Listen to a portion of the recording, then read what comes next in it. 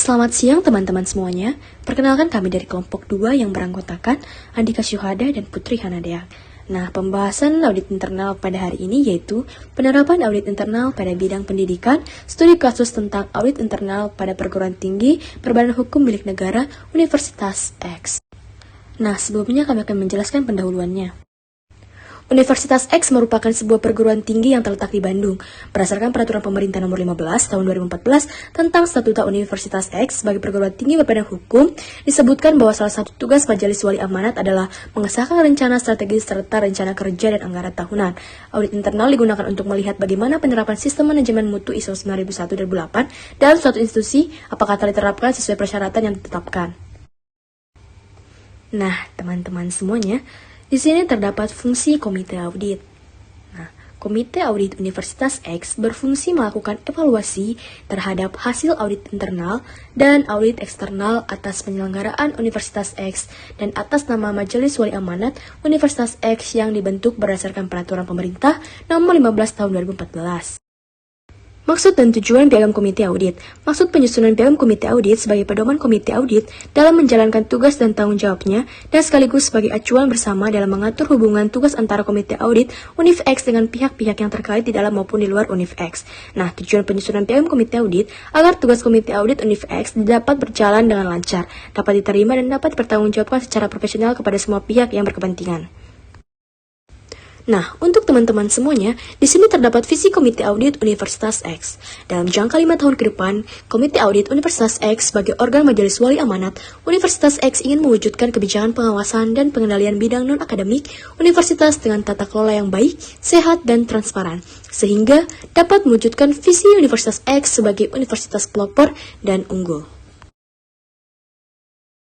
Misi Komite Audit Universitas X yang pertama, menetapkan rumusan kebijakan audit internal bidang non-akademik.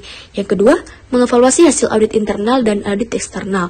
Audit internal yang dimana yaitu SPI dan audit eksternal yang dimana kantor akuntan publik. Yang ketiga, melakukan penilaian terhadap manajemen risiko. Dan yang keempat, yaitu menumbuh kembangkan sinergi pengawasan di lingkungan Universitas X. Nah, tujuan Komite Audit Universitas X. Ya, di sini ada 4. Yang pertama, terciptanya kebijakan audit internal bidang non-akademik. Yang kedua, terlaksananya evaluasi hasil audit internal dan audit eksternal.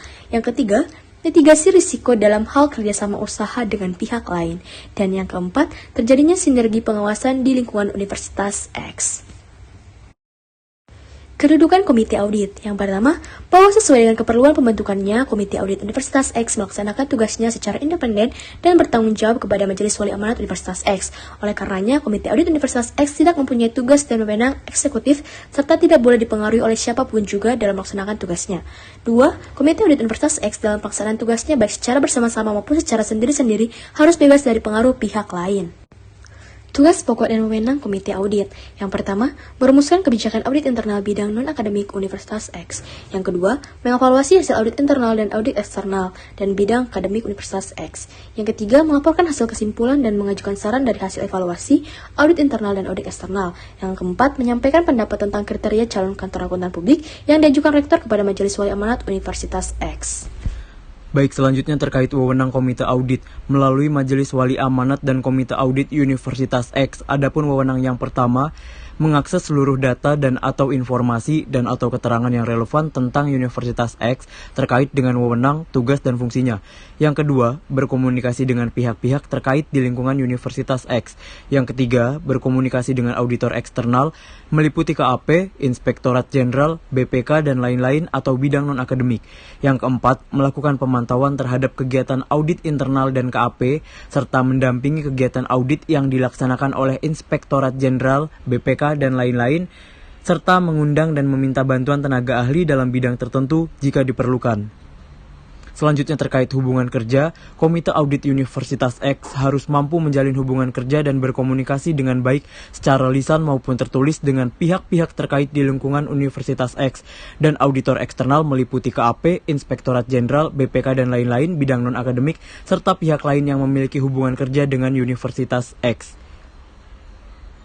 Selanjutnya, standar etika. Yang pertama, anggota Komite Audit Universitas X harus tetap merahasiakan informasi yang diperoleh sewaktu menjabat sesuai dengan peraturan perundang-undangan yang berlaku.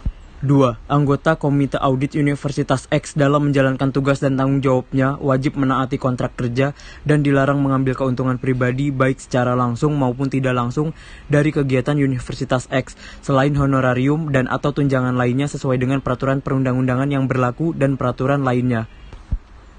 Contoh kasus audit perguruan tinggi badan hukum milik negara Universitas X. Latar belakang, dengan penggunaan sistem manajemen mutu ISO 9001-2008 pada beberapa perguruan tinggi di Indonesia, seharusnya perguruan tinggi di Indonesia sudah mulai memasuki urutan teratas Asia terlebih dahulu. Akan tetapi, kenyataannya masih jauh dari urutan 10 Asia.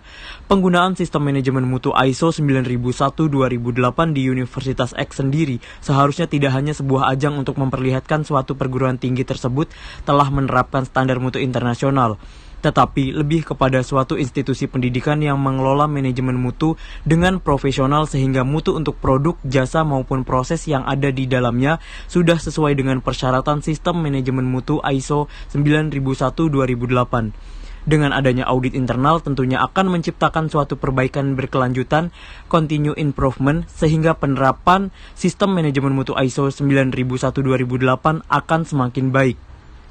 Berdasarkan latar belakang yang diuraikan sebelumnya, maka rumusan masalah dalam penelitian ini adalah 1. Bagaimana pelaksanaan audit internal dalam penerapan sistem manajemen mutu ISO 9001-2008 pada Fakultas Y, Universitas X. 2. Apa saja yang menjadi faktor penghambat pelaksanaan audit internal dalam penerapan sistem manajemen mutu ISO 9001-2008 pada Fakultas Y, Universitas X. Selanjutnya pembahasan kasus. Berdasarkan hasil penelitian yang dilakukan peneliti di Fakultas Y, Universitas X mengenai pelaksanaan audit internal dalam penerapan sistem manajemen mutu ISO 9001-2008 pada Fakultas Y, Universitas X, maka dapat ditarik kesimpulan bahwa 1. Secara keseluruhan audit internal dalam sistem manajemen mutu ISO 9001-2008 sudah diterapkan sesuai dengan Guidelines for Auditing Management System ISO 19011 sampai 2011 dengan rincian tahapan pelaksanaan audit internal pada Fakultas Y Universitas X sebagai berikut. A. Melakukan audit. Fakultas Y sudah memiliki standar operasional prosedur dalam melakukan audit internal. Standar operasional prosedur tersebut sudah sesuai dengan Guidelines for Auditing Management System ISO 19011-2011 dan dilakukan sesuai dengan pedoman mutu sistem manajemen mutu ISO 9001-2008 Fakultas Y. B. Memulai audit sebanyak 89% informan menyatakan bahwa Fakultas Y sudah menentukan tim audit secara lengkap, membangun kontak awal di antara tim audit baik formal maupun informal dan sudah menentukan kelayakan audit.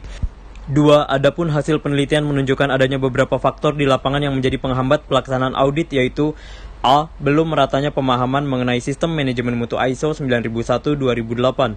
B. Aktivitas di Fakultas Y yang padat oleh kegiatan eksternal maupun internal, sehingga mengganggu jadwal audit internal.